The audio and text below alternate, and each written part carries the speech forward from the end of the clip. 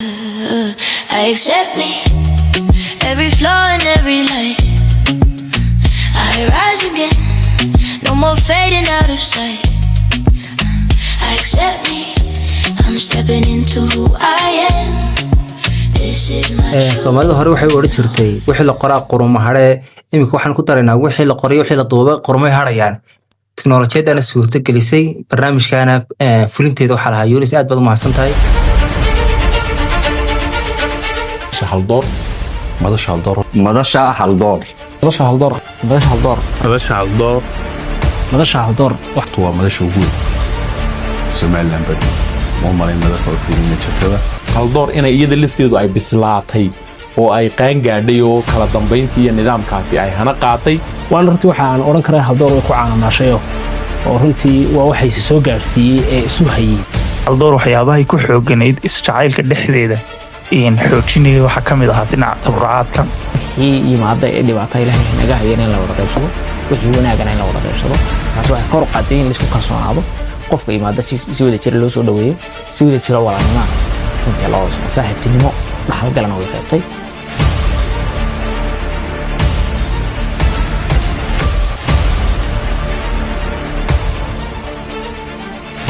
هالدور waxaa la aasaasay bartamihii 2018 oo lagu aasaasay garoon ku yaala Masallaha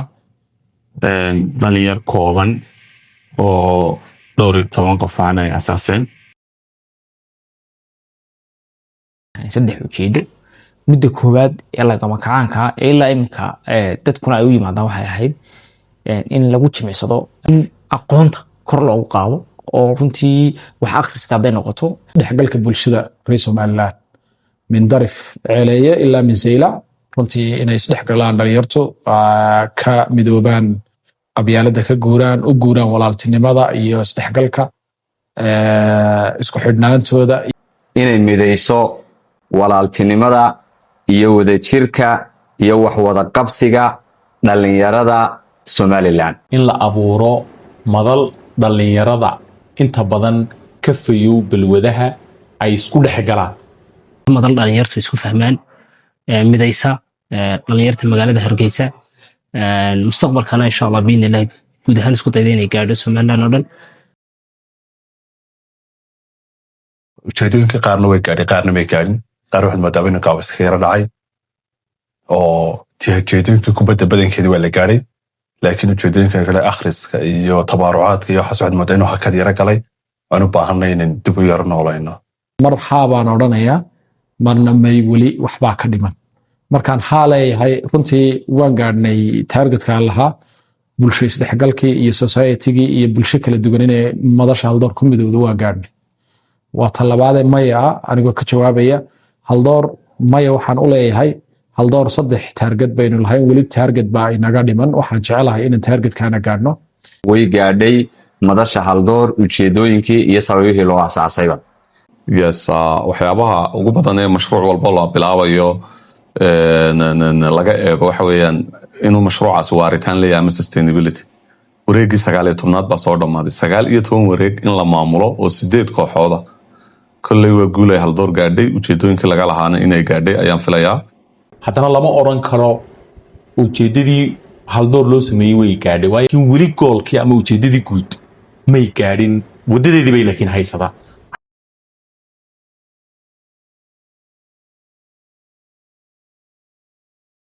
way jiraan oo caqabad aan tilmaami karan leeyahay waa waqtiga weeyaan oo wax laga yaabaa waqtigii la gelin lahaa in noloshii kale la gelinayo koox dhan oo dariiskii bedeshay oo xeerkuna aanu dhigayn oo aan ka hor imanan xeerkuna hayo waxaan moodaa in gaabis badan ka yimi xaggii tabarucaadka iyo xaggii akhriska oo kale inaanay gaadhin qaybo ka mida ujeedooyinkii oo ay ka mid tahay in lagu ballaariyo dhammaan Somaliland oo dhan goboladeedii inay dhalinyaradu ka qayb qaataan iyagoo halkooga jooga inay gaadhay ahayd laakiin may gaadhin sababtoo hadda waxay ku koobantahay in waa Hargeysa in xeerarkeeda la faraqayo wax laga bedelo oo sportiga kaliya ee xeerka u ah wax lagu daro qaybihii kale haldoor sida waxbarashadii istaakulayntii gacan ku haynta bulshada, isdhexgalka bulshada kale, waxyaabo fara badan oo aynu lahayn inay haldoor aan kubadun focuska ayna saarin ay ahayd loo abuuro oo in badan laga hadlay oo shirar badan la iskaga yimid weli may hana qaadin oo qaybihii kale waxaad yar moodaa in culaysii ay jiraan. taasaa markaa u baahan in caqabadaha inta la iskaga yimaado aan focuskun kubadda la saarine qaybaha kale ama adeegyada kale nolosha in culayska yadna la saaro loona diyaariyo dadkii meel marin lahaa sharciga rikoodhaha oo marka ciyaartu rikoodho gaadho oo aan sharcigeenu ku qoraynba in 5 la laaganiyo 3 la laaganiyo. fursadaha waxaa maanta ka koowaa dee oo markhaatinayno ah bulshada inaguna aan markhaati u nahay inaanu saaxadda soo gallay inagoo madal ah aan siyaasi ahayn laakiin madal aqooneed ah inaynu dad inaga mida oo walaaladeena runtii aanu hibeynayo lay allah ha u fudaydiyo xilalka ay hayaan ay mas-uuliyiin qadan ka dhex noqdeen qaranka oo madaxweynuhu uga idmaday Somaliland maantana ay hogaaminayaan wasaarado oo aan jecelahay intaa in ka badan inaan ku yeelano horumarna aan samayno anaga laftirkaygu halkan aan fadhiyay uma fadhiyo un shakhsiyadayda madasha haldoor baan ka mid ahay oo xafiiska maanta aan joogo aan ku matalaan ka chairmanka in marka horeba ay madasha haldoor ku midoobeen dhalinyaro mid ah ama haldoorkii Somaliland iyo aqoon-yahankii Somaliland oo dhalinyaro ah oo aqoon-yahana ayaa marka horeba ku midoobay mustaqbalkana inaynu platform siyaasi noqoto oo ay noqoto meel dee rag laga soo saaro iyadoo aan lagu dooran qabyaalad iyadoo aan lagu eegin qoys iyadoo loo eegayo dadnimada iyo kartidiisa iyo karaamadiisa walaalnimadiisa. xubnaha haldoor ku jira sidii aan hore u sheegay waa dadka eliidka ah ee magaalada ku nool. dadka haddii sida positive-ka looga faa'iidaysto oo aan kubadun culayska la saarin waxaan is leeyahay jaanisyada sida wanaagsan baa looga faa'iidaysan karaa. cidda hoggaanka haysa si ay mustaqbalka madasha haldoor u qurux badnaan tahay waa inay dadka eliidka ee madasha ku jira inay ka shaqaysiiso hawlgeliso fikirkooga iyo maskaxdooda iyo qorshahooga laftigeeda inay kasoo dhex bixi karaan markaaba dad wax ka bedeli kara hogaaminta isboortiga wacyigelinta iyo dhammaan amuuraha la xidhiidha horumarka dalka.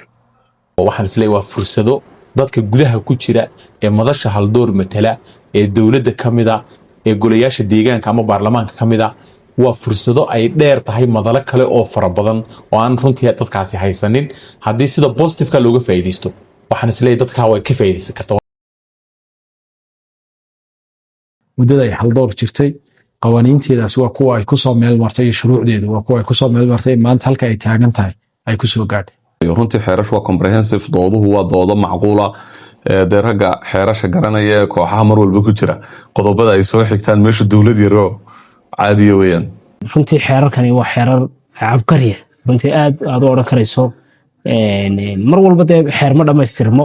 laakiin haddana marka la eego hanaanka iyo habsamiga ay u yaalaan iyo sida ay u gaargaraynayaan shaqada haldoor ka dhex socota runtii waxaad odhan karaysaa waa mid aad iyo aad runtii munaasib u ah inay ballaadhato oo ay caan noqoto oo ay adkaato oo kala dambaynta iyo shuruucdeeda la ilaaliyo sababta keentay waxa weeyaan qawaaniinta iyo shuruucda ay madasha haldoor leedahay ay dhidibada ugu asaasan tahay taasoo runtii ku timaada dood iyo gorfayn iyo falanqayn madasha haldoor dhexdeeda. madasha haldoor arda 4 waaxood ama 5 waaxood oo waaweyn baa dhaqaaqay. 5 waaxood waxaa ka mid ah kow isboortiga uu dhaqaaqo cagihiisu ku istaagay 2 wax akhriskiina cagihiisu ku istaagay 3 tabarucaadkuna isaguna uu fiican yahay meel wanaagsan buu marayaa kaydka dhiiguna isaguna meel fiican buu marayaa intaa wixii ka baxsan ee aynu qaban karayno inaynu horey uga sii soconno ayaan u baahannahay. waxaan u soo jeedinayaa walaalaha min bari ilaa min galbeed waqooyi min koonfur dal iyo dibad baynu wada joogno waxaan leenahay waxaynu ku midoobnay umaynaan midoobin inanka maanta ceergaabo ama inanka ka yimiday baran in la xoojiyo isku xidhnaantii iyo in barnaamijka aad moodo inuu kubaddii uun keliya oriented ku noqonay ee laga faa'iiday barnaamijyadii kale ee horumarintii bulshada hadday noqoto isgarab istaagii walaalaha haldoor ee wada jooga hadday noqoto kor qaadistii aqoonta iyo ka faa'iidaysiga xirfadaha hadday noqoto ganacsiyadii hore looga dhaqaaqa maadaama yoolkii koowaad ee madasha laga lahaa lagu guulaystay in ciyaartoyda lasoo koobanayo garoonka lagu geliyo oo 5 qof laga dhigo oo 60 qof laga daayo madal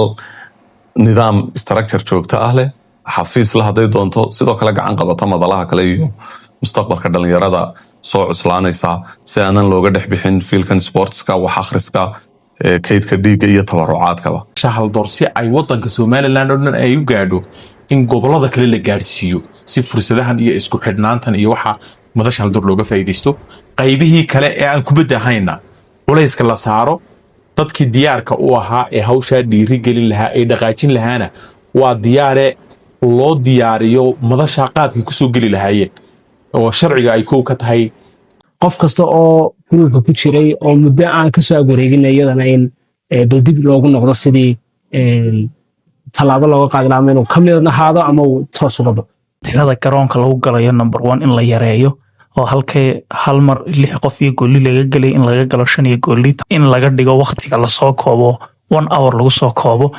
qof kasta oo kamida ama kusoo biiraya marka amaba ku jiray in horta si wanaagsan u soo akhriyo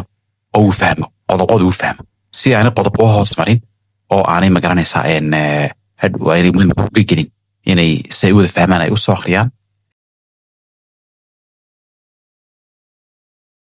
gudida wareegga 19aad ee madasha hal door oo aan isleeyahay si aad iyo aad u qurux badan u degan u dabacsan bay runtii u maamuleen wareeggii 19aad waan ku hambalyeynaya shaqada wanaagsan ee muddada xilkasnimada leh ee aan lacagta lahayn ee ah mas'uuliyad kullukum raacu kullukum mas'uul can raciyati ba xadiiska rasuulka kaleey salaatu wasalaam waxa leeyahay waad ku mahadsantihiin shaqada wanaagsan ee soo qabateen runtii dhalinyaradii u dambeysay ee wareegga 19aad hogaaminaysay dhalinyaro runtii dadaal badan muujisay ahaayeen kartidooda intii awoodooda ahayd in ka badan bay qabteen baan anigu isleeyahay wixii laga filayay wax ka badan bay qabteen waanan ugu bogaadinayaa runtii gudida ku xigtaana inay iyaga intay ku daydaan inay halkaa hore uga sii socdaan waxa rag hogaamin leh halabuur bay la yimaadeen kooxaha wada geedayo markii hore lacagta laga qaadi jiray ama kooxdu qofku lacag buu bixin jiray markuu garoomada waxa iminka sponsor la sameeyay waxay ahayn runtii gudi ixtiraam mudan rag isku wad leh ilaalinaysay qorshayaasha ay la yimaadeen ee barnaamijkan dhaxreeb ka midayna waa lagu amaani karaa laakiin gudidani waxay samaysay maamuldaadajin wanaagsan inay dadkii si fiican oo qurux badan u howlgelisay cid walba fikirkii wixii ay ku tuumaysay qodobka labaad gudida waxay samaysay dhaqaalaha iyo contributionkii laga qaadayay lagu rangareynayay ama lagu kharash gareynayay garoonka iyo sport inay iyadu kafaalo qaaday fundraising banaan ka samayso iyagu waxay raadiyeen xal in hadbada intii meesha joogtay mansab oo hayso waliba in ma garanaysa ayay wixii laga heli karo laga helo waxaan rajaynayaa gudida ugu fiicneed waayo horyaalku timekiisa ku dhamaaday hafeegu timekiisa ku dhamaaday championku timekiisa ku dhamaaday alxamdulilah si fiican ayuu noogu socday waxaana suuro geliyay inuu si fiican noogu socdo marka koowaad xeerkii oo aan qodax tirnay oon ku shaqaynaynay mar labaadna kabtanadii nala shaqaynay oo noo suuro geliyay inuu waqtigiisii si fiican noogu dhammaado meel waxay imika hal door maraysaa la hiigsado xagga sportska marka la eego la yiraahdo ama tusaale lagu soo qaato la yiraahdo madasha hal door meeyeen arag jecelahay dhalinyarta naga hooseysa jiilka naga hooseeya barbaartooda aan wanaajino aan u noqono model fiican horumar u horseedno isku tashi iyo gacmaha la isqabsadaan horseedno dalka iyo bulshada labadaba ku oran lahaa walaalayaal isku duubnaano meelan joognaba madasha hal door waa dad walaala qabiil isugu meynaan iman walaalnimo asxaab aynu isugu nimid madasha aynu ku kulanay dhammaantiin waxaynu isugu nimid waxa weeyaan inaynu isku barano walaalo noqono is ilaalino qof kastoo madasha hal doora isku duubnaadaan madasha si aynu role model ugu noqono dhalinyarada kale aynu ku waaweynahay ee mustaqbalka leh Somaliland in arinta halka laga sii wado in institutionalization aanu samayno oo gudidu meel loogu soo hagaago ay yeeshaan